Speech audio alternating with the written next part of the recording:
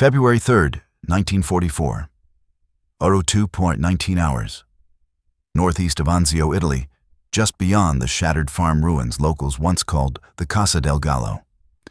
Sergeant Tommy Reeves, 28 years old, 3rd Infantry Division, lies belly down in a drainage ditch half filled with icy water. Mud squeezes under his web belt. His pulse thumps inside his ears louder than the distant German Naval-Werfer batteries. And in the faint moonlight, barely visible beyond a torn vine trellis, he sees the thing that has already killed 12 men in his battalion over the last 48 hours. A German artillery spotter team, 2 silhouettes, one with binoculars, one hunched over a field telephone. Perched inside the upper window of a roofless hayloft 140 yards uphill. The worst possible place for them. Reeves raises his face an inch from the waterline. Just enough to see what the rest of the battalion can't. Through the crisscross of burned vines and jagged fence posts, the enemy's signal lamp flickers once. A soft click, a second flicker. That's the fire adjustment code. Somewhere behind him, 3 miles back, American gun crews are about to take another pounding. Reeves presses his cheek to the cold mud and whispers a curse only a Kentucky coal miner could shape. Command had forbidden solo infiltration after dark. The last time someone tried to silence a spotter here, the Germans caught the man in a crossfire of MG-42s and cut him into pieces so fine nobody could recognize the remains. Lieutenant Givens had called off all night patrols. "We hold until daylight," he'd said. "No more cowboy moves." But Reeves isn't planning a patrol. He's about to trigger the very tactic Givens banned, the one the brass mocked as reckless, suicidal, backwoods nonsense. His own invention, born in the tunnels of Harlan County and perfected in the rubble fields of Anzio. Shadow Link. He closes his eyes, feeling the darkness around him, studying the faint angle of the moon, memorizing the rhythm of the enemy's movement. The trick is to move only when their shadows move, to let the shifting moonlight stitch his outline into theirs, linking the silhouettes so the human eye can't separate them. He learned it working underground, slipping behind shift bosses, creeping over catwalks, where light shafts from ceiling lamps created broken pools of darkness. In the mine, misjudge a shadow, and you fell 60 feet onto steel rails. Here, misjudge a shadow and you get a Mauser round through the lungs. A distant artillery flare blooms red across the sky. Reeves stops breathing. The flare hangs for 3 seconds, bathing the farmstead in a dim blood-colored glow. Perfect kill light. Perfect death light. Then it fades. He checks the spotter again. The man with the binoculars leans forward, elbow braced on the window frame, scanning the fields where he expects Allied counter-battery fire. The second man turns the crank on the field phone and whispers into the receiver. Reeves' exhale fogs into the ditch water. He shifts one gloved hand forward, slow enough that even the reeds don't tremble. His knife handle presses against his ribs. The blade is wrapped in black cloth to keep it from reflecting moonlight. The Germans are only 140 yards away, but the first 30 yards are the hardest. Crossing open ground covered in frozen trash, broken tiles, and empty ration cans that crunch like glass. Behind him, faint and muffled, an American artillery piece barks. Then another. They're firing blind. With those spotters alive, they might as well be shooting at ghosts. A mortar round thuds somewhere to the west, shaking flakes of plaster from the hayloft. The German spotter flinches. The man on the telephone curses quietly. Reeves keeps moving, inches at a time, synchronizing his crawl with the sway of the hayloft's shadow. Each time a cloud crosses the moon, he glides forward another foot. When the moon emerges again, he freezes completely, becoming just another shard of black in the vineyard's wreckage. At 110 yards, he stops. The German spotter turns, scans the slope. Reeves feels the man's gaze pass dangerously close. The binoculars tilt his way. Reeves presses himself flat, so flat he can taste the mud. The spotter lowers the binoculars. Reeves's heart thumps once, painfully. He moves again, now only 70 yards. Close enough to hear the faint radio hiss through the open hayloft. Close enough to see the white band of the spotter's map case. Suddenly, a sound behind him. A boot and water. American. Probably Private Langley from Fox Company, sent to drag Reeves back. Reeves freezes. The Germans heard it. The spotter stiffens. Telephone man rises fast, reaching for his MP40. Reeves has seconds, maybe less, to decide whether to abort, stand up, or charge. If he charges now, alone in open ground, under a rising moon, will the shadow link hold long enough to get him inside that hayloft before the MP40 fires? That is the question burning inside him, and the answer will decide whether the 3rd Infantry Division survives the rest of the night. The moment hangs like a tripwire in Tommy Reeves' mind as he squeezes himself deeper into the mud, waiting to see if the Germans will fire blind or investigate. Their silhouettes shift inside the hayloft window, but no shot comes. The MP40's bolt does not snap. The binoculars do not lift again. The spotter team, jittery but unaware, returns to their deadly routine. Reeves exhales silently. For anyone else, this would be the end of the story. The point to crawl back, pray nobody saw you, and hope the lieutenant never asks what you were doing past the vine line. But for Tommy Reeves, this moment is merely the latest turn in a long, improbable path that began far from Italy, 100 feet underground in Harlan County, Kentucky. Before the Army, before the mud of Anzio, Reeves worked the night shift in Pine Hollow Mine No. 6, a labyrinth of narrow shafts where a single misstep could bury a man forever. Down there, the only way to survive was to move silently, feel vibrations through the soles of your boots, and learn the delicate language of flickering light. A man who shined his lamp at the wrong angle could blind a co-worker. A man who misread shadow meant for safety could fall. A man who let noise carry could trigger a roof collapse. Reeves learned early how to read the darkness, to slip between beams of light from other miners, to link his shadow to theirs so foremen never knew where he stood. He called it shadow linking before he ever called it a tactic, a trick to go unnoticed by the men who docked, pay for taking an unscheduled sip of water. That strange childhood of silence and tension became the backbone of something no one in the U.S. Army had ever imagined. In 1942, when he enlisted, Reeves was assigned to the 3rd Infantry Division, one of the toughest outfits in the entire Army. In North Africa and later Sicily, he proved himself a natural scout, a man who could move through rubble without dislodging a pebble. But nothing tested him like the Anzio beachhead. Landed in late January 1944, the 3rd ID was immediately pinned under the watch of German artillery spotters who occupied every ridge, barn loft, and shell hole on the high ground around the perimeter. The Germans were masters of this art. Their forward observers often operated in pairs or threes, armed with Zeiss 7-Tech 50 binoculars, field telephones connected by miles of buried wire, flare pistols for emergency code, small arms for self-defense. From as far as 2,500 yards, a veteran German spotter could adjust fire onto a moving truck, a machine gun nest, or even a single foxhole. By February, the 3rd Infantry Division had lost so many men to precision shelling that infantrymen joked bitterly, "You don't fear the gun, you fear the man who sees for it." Reeves hated the helplessness, the feeling of being watched by invisible eyes. To stop the spotters, officers tried everything.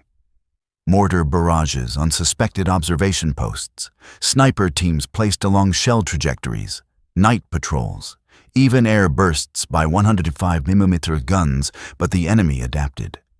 They shifted positions hourly. They built fake observation posts to attract American fire.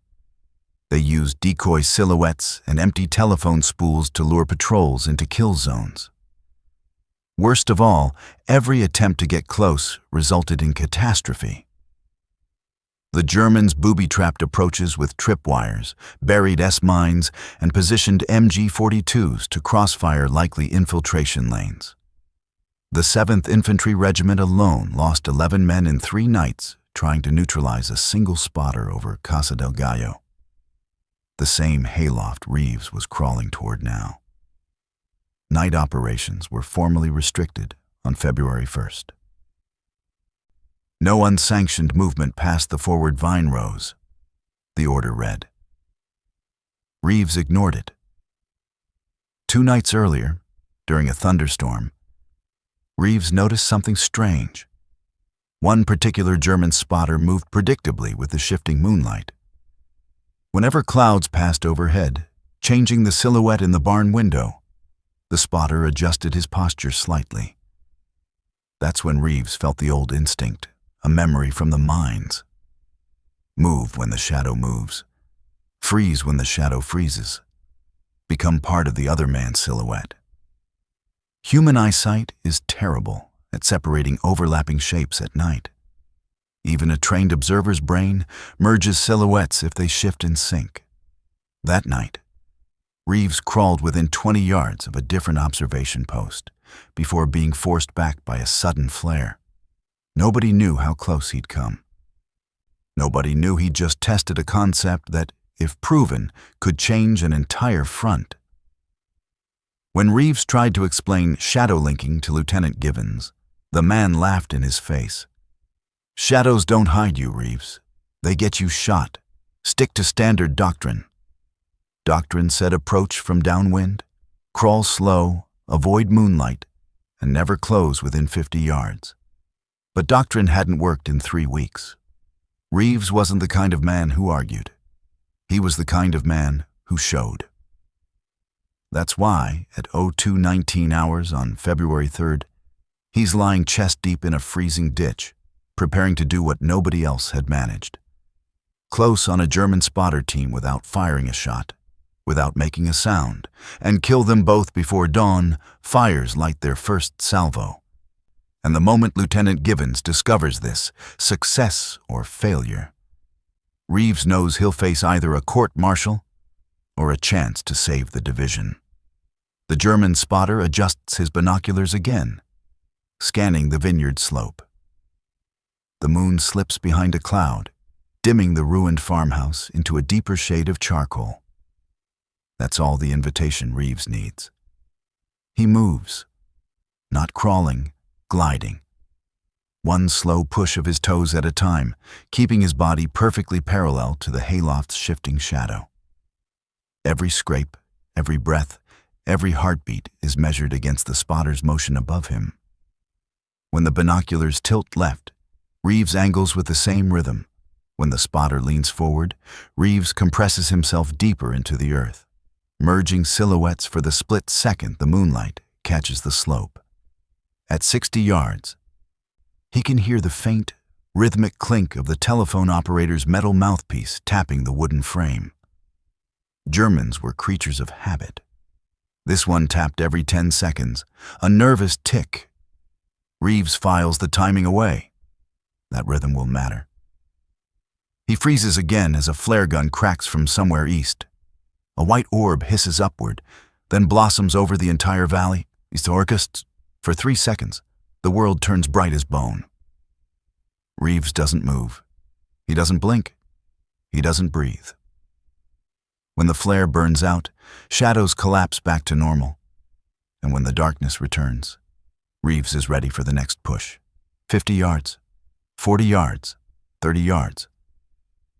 At this distance, the cold smell of wet hay from the loft mixes with the metallic scent of telephone wire. The spotter murmurs again into his field phone, adjusting coordinates. Reeves catches the German word links, left. They're correcting fire onto the American supply road behind the line. 6 trucks are scheduled on that route before dawn. Reeves presses forward. He reaches the first obstacle, a section of collapsed stone wall littered with broken roof tiles. Even the smallest stray fragment would betray him. He slithers across on his elbows, distributing his weight so evenly that no tile shifts. At 20 yards, the Germans are now clearly visible as distinct shapes. The operator rises, stretching his back. The spotter lowers his binoculars and rubs his eyes. They're tired. That helps. But fatigue cuts both ways. Reeves's elbows are numb, and the cold has turned his fingers stiff as fence posts. His knife grip feels clumsy. He squeezes the hilt until sensation returns. He is now at the final approach, the base of the barn's outer wall. Most would attempt the doorway, but it's a death funnel. Instead, Reeves slips behind the collapsed corner, where the hayloft supports sag dangerously over a mound of debris. The shadows here are deep, pooled with pitch-black contrast from the angled moonlight. Perfect for shadow link, and perfect for masking the sound of his boots as he climbs. First foothold, a splintered beam wedged between stones. Second, a jutting root from a demolished olive tree. Third, a gap in the wall wide enough to slip an arm inside. He ascends silently, inch by inch, until his eyes rise level with the loft's floorboards. A sliver of yellow lantern light spills across the hay-strewn planks. The spotter's voice is clearer now, curt, professional, confident. He thinks he owns this battlefield. Reeves shifts his weight. The boards creak. He freezes. The operator stops speaking mid-sentence. The spotter straightens. Reeves waits. 5 seconds. 10. 20. The operator resumes speaking. The spotter scratches the back of his neck. Reeves moves. He rolls onto the floor silently, flattening himself behind a stacked row of hay bales. Dust fills his throat.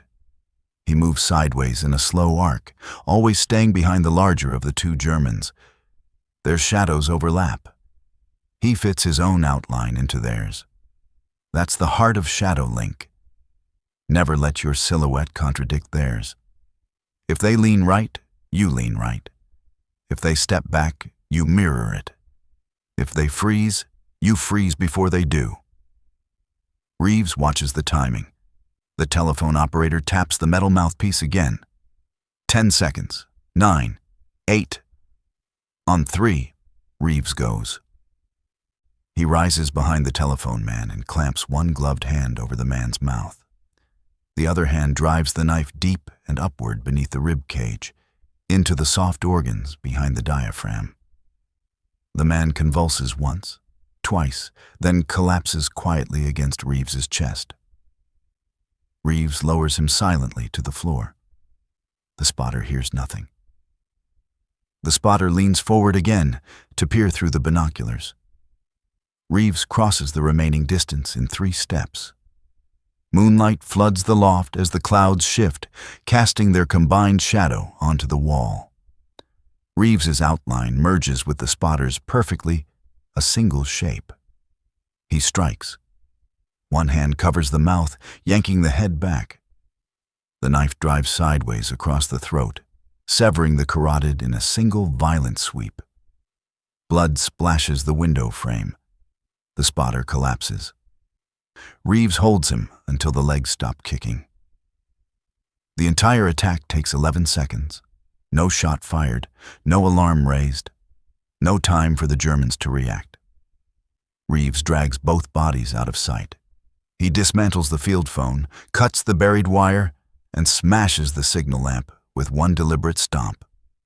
When he steps out of the barn, the world is silent. No spotter, no corrections, no German artillery.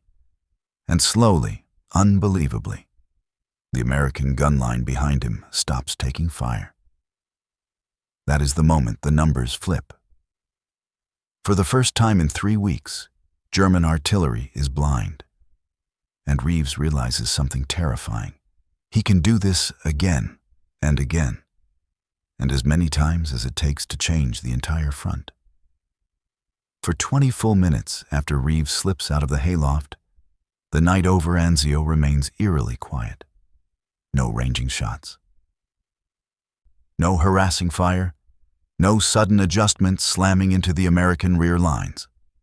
The 7th Infantry Regiment's forward observers murmur in disbelief as the radio net, once alive with panicked corrections, goes still. Lieutenant Gibbons thinks it's a trick at first, some kind of German lull before a dawn barrage. But then the field reports roll in. Casa del Gallo Northern OP, silent. Grid 741, no spotter activity. Enemy correction lines, negative. And then the clincher.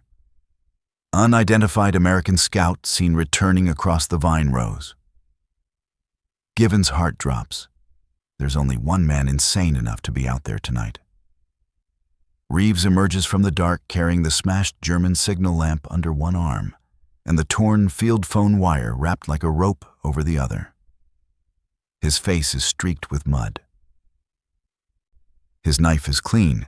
He washed it in the drainage ditch on the way back. Gibbons storms toward him. "What in God's name did you just do?" Reeves shrugs, turned out their eyes. That's not an answer. Reeves hands him the field wire spool. 2-man team, both down.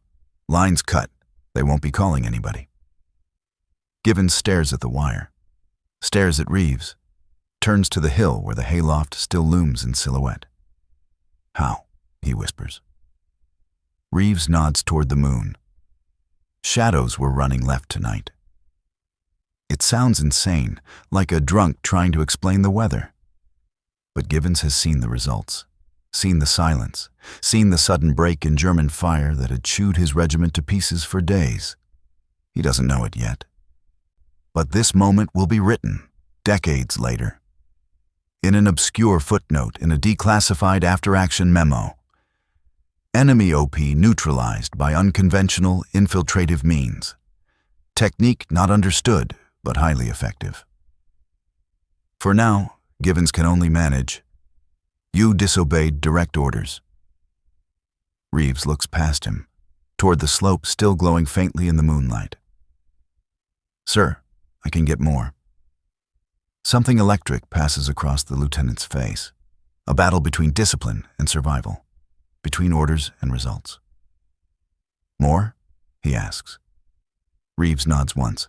5 before sunrise. Gibbons wants to call him insane. Instead he says, "Show me."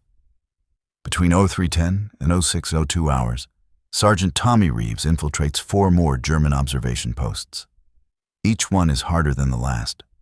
2nd OP, a camouflaged shell crater 200 yards from the American line. 2 Germans inside. Reeves approaches through a shallow trench, slipping between ruined fence posts. He times his final rush with a mortar blast that masks the sound. Both Germans die before either can lift their flare pistol. 3rd OP, hidden behind a rubble pile marked with a red flare stick. This one nearly kills him.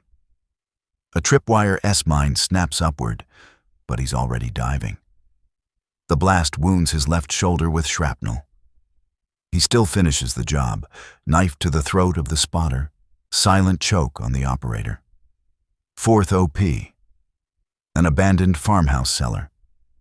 Reeves enters through a collapsed ventilation shaft, descending behind the Germans as they argue over a misread map coordinate.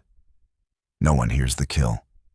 5th OP, the most dangerous, a boulder-top vantage point guarded by a single sniper and a spotter. Reeves waits until the sniper rotates his position to relieve pressure on his hip. When their 2 shadows converge in the moonlight, Reeves steps into that exact merged outline and closes the distance. 2 kills in 8 seconds. By dawn, 5 German spotter teams are wiped from the map. 10 men, 5 positions, 6 hours, 0 shots fired. For the first time since the beachhead was established, the German artillery companies across the line report catastrophic confusion. At 06:40 hours, intercept teams monitoring German signal traffic begin logging frantic messages. Unsere Beobachter melden sich nicht. Our observers are not reporting. Feuerleitlinien ungenau. Fire control lines inaccurate. Artillery blind ohne Korrektur. Artillery blind without correction. 27 minutes later, a 26th Panzer Division staff officer issues an emergency bulletin. American commandos assumed operating within lines. Artillery units to cease fire pending security sweep. Cease fire on the Anzio front. Such a thing had not happened since the landings. Word spreads through the 3rd Infantry Division faster than the morning chow line. Somewhere near Regiment HQ, a colonel demands to know why the artillery quieted down. A major pulls Reeves aside, stares at his mud-covered uniform and the coagulating blood on his sleeves, and asks him a single question. How in hell did you do it? Reeves gives the same answer he gave Givens. Moon was on our side tonight. But the brass is not laughing. By 9 hours, Reeves is ordered to battalion command, not to be punished, but to explain exactly, step by step, how he eliminated 5 OPs in a single night. He tries to summarize it, timing the Germans' posture, syncing with natural shadow movement, avoiding perpendicular silhouette lines, and attacking only in the instant when both visual angles converge. The officers stare at him as though he's describing witchcraft. But one captain writes down 2 words: shadow link. By noon, that phrase reaches division headquarters. By dusk, Tommy Reeves is assigned a task that will alter the entire Italian front. Train others to do what he did. Reeves does not sleep that night, or the night after.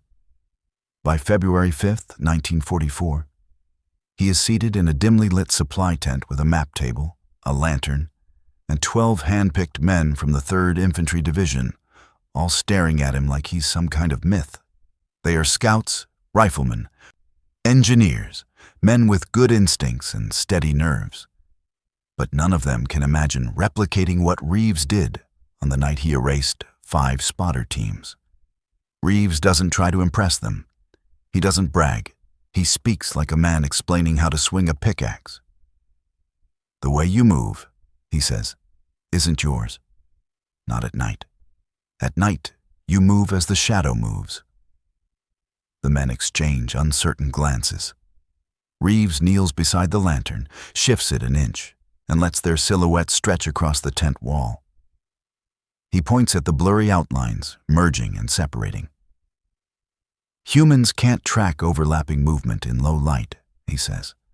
Your eyes can't tell where one shape begins and another ends. You use that. You match their shadow. You link with it. If they lean, you lean. If they freeze, you freeze.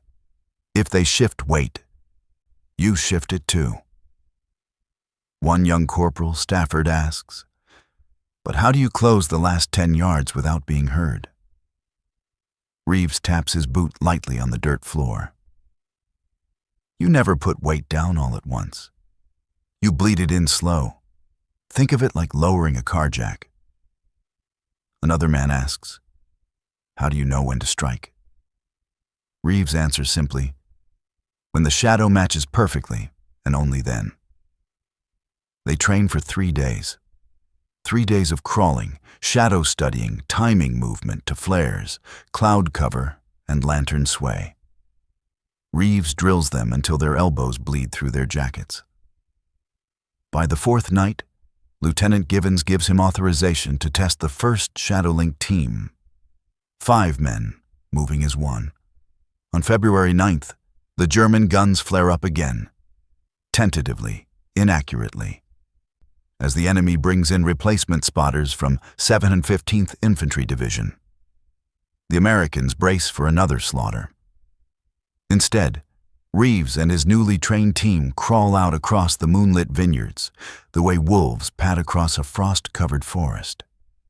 Reeves leads. The others follow every cue. Stillness, breath control, synchronized shadow movement.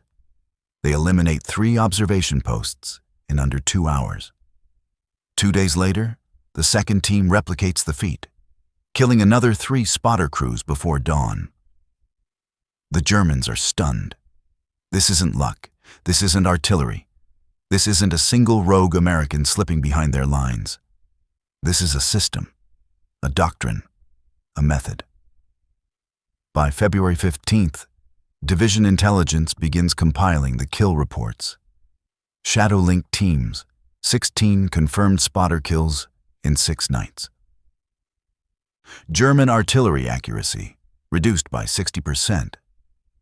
Casualty rate in the 3rd Infantry Division down 40% in 1 week. The math keeps shifting. By March, 4 teams operate nightly, eliminating spotter crews faster than the Germans can replace them. Entire 26th Panzer Division batteries report being unable to fire for lack of reliable correction. The German High Command drafts a desperate internal memorandum. Enemy infiltration teams operate silently and precisely. Observation posts at extreme risk. Fire missions must be pre-planned and uncorrected. Uncorrected fire, in a battlefield as fluid and close range as Anzio, is nearly useless. By April 1944, German artillery effectiveness across the Anzio front drops an estimated 70%, according to later Allied ordnance studies. The 3rd Infantry Division's planners calculate that the reduction in accurate shelling prevented at least 1,600 Allied casualties, and nobody outside a handful of men knows why. Reeves continues training shadow-linked teams through the Italian campaign. At Cisterna, near Velletri, along Highway 6, and into the mountains north of Rome. His teams gain a reputation whispered more than spoken. A German spotter lived for hours until Reeves arrived. Yet Reeves receives no medal for the technique. No ribbon, no commendation. All reports referencing shadow-linked teams are classified under unconventional infiltration methods, buried in operational annexes where nobody but archivists would ever see them. Reeves finishes the war with a shoulder wound, 2 cracked ribs, and a chest full of stories he never tells. He returns to Kentucky in late 1945, marries a coal foreman's daughter, and works the mines again, quieter than before, but just as steady. He raises 3 children. He never mentions Italy, not once. Even his wife believes he spent most of the war driving supply trucks. In 1988, a retired British historian researching Allied counter-artillery methods in Italy stumbles across a fragment of a report in the U.S. National Archives. Shadow-linked teams accountable for significant suppression of enemy OP activity. The term catches his eye.